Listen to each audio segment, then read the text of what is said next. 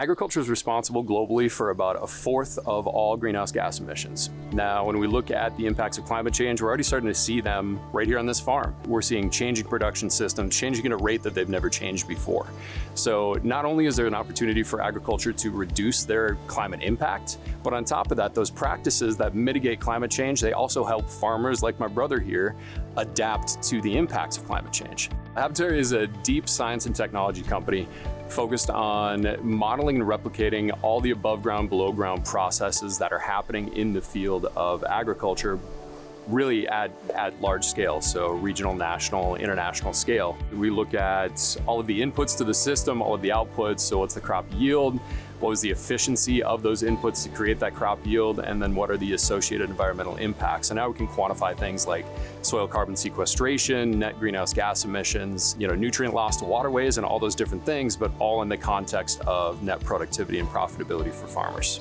Reducing tillage and adding cover crops and improving soil health management.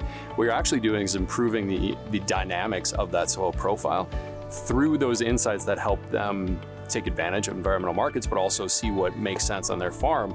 Now he's creating a more resilient soil profile, so he gets that extreme rain and he actually captures it, or he hits a drought and he's actually got that moisture in the ground. So not only is he helping at that global scale of reducing the impacts of agriculture, but he's also making his farm more resilient with those new practices.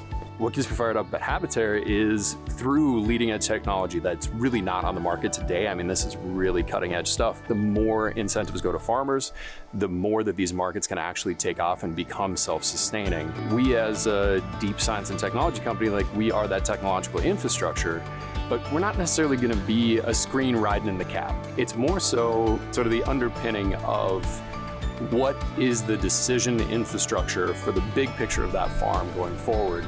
If I'm thinking about my practices in that field, how can I better manage my soil? If I'm thinking about monetary opportunities for me that go beyond the grain that I'm selling, what does that look like? The reality is, by building that infrastructure, we create an opportunity for the future of this farm to have additional revenue streams, to make it more resilient, and ultimately to pass it on to that future generation.